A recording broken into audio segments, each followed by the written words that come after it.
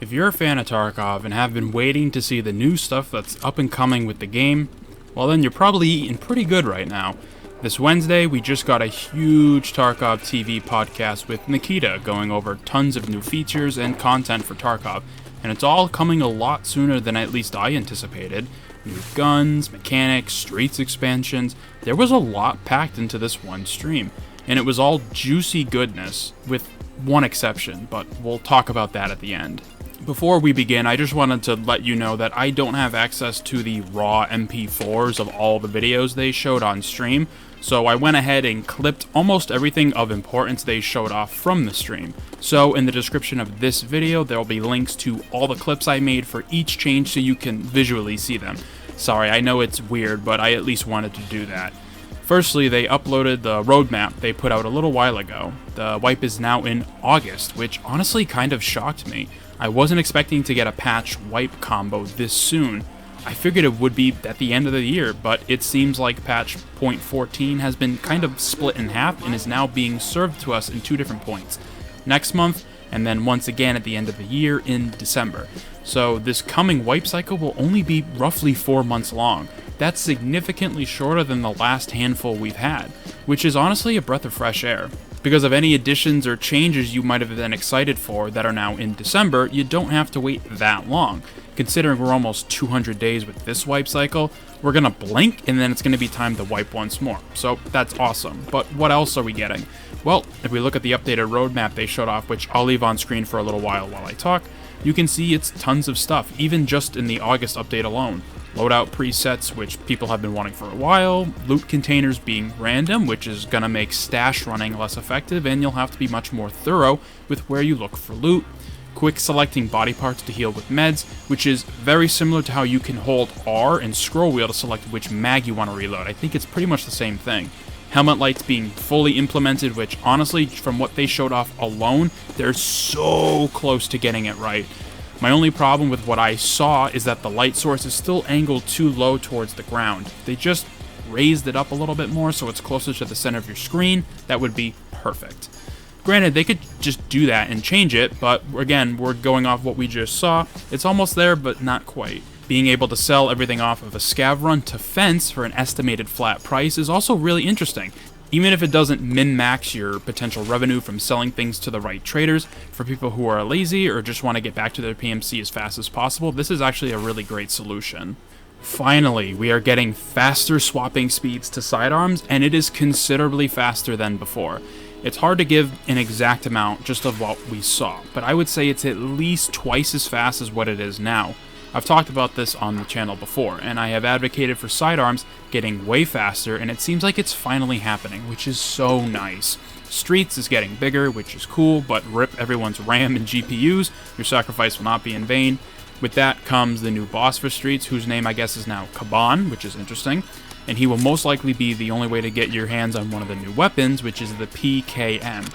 And after watching them showcase the animations for this gun, it just reinforces that Tarkov has the best weapon animations in all of shooters, and it's not even close. They also showed off the SVT, as well as new animations for the PM pistols. Honestly, I know they're just Makarovs and they're like bad in the game, but they look so much better. They're some of Tarkov's oldest weapons, so it really is nice to see them get some love. And of course, lots of quality of life changes and optimizations which we can look forward to. So I know people are going to be disappointed that these changes are being separated into 2 different patches this year, but it was a lot to try to cram into one wipe. And besides, we're so deep into this wipe that BSG knows they need to wipe soon, which is why they went for the format that they did. After the August update, we can expect some more news about Arena and potentially being able to finally play it for the first time, which I'm very excited about. The December update also has lots of goodies too, but besides the armor changes, they didn't show too much from it and just talked about what's coming. However, one thing they did show off right at the end of the stream was their work in progress for updating the recoil across Tarkov's guns. Now again, let me reiterate, this is very much work in progress and can look and feel completely different than what was shown today. But my initial guttural reaction to seeing the footage was, I am very concerned. I had to watch it multiple times in a row to be able to articulate why I'm concerned, but I think it boils down to how the camera is located when a weapon is fired. When looking at it, the gun's muzzle no longer rises to the sky when fired in full auto, which is good. It stays very much flatter towards the horizon, but the problem for me stems from how the camera seems to be locked in place when the PMC shoots. Essentially, all view kick that is currently in the game has been removed in this particular demonstration. Now with only gun kick being present when fired, it makes the whole thing look really janky and out of place, which makes this weapon's recoil feel so alien. Where the bullets go and where the gun's barrel is facing makes complete sense, but there is something so visually wrong. My eyes immediately went, no, I don't like this. And it's not even a thing of, oh, it's different, so I don't like it. No, it just visually doesn't look correct. Maybe it's the guns they chose to demonstrate this. Maybe it's just the red dot they chose.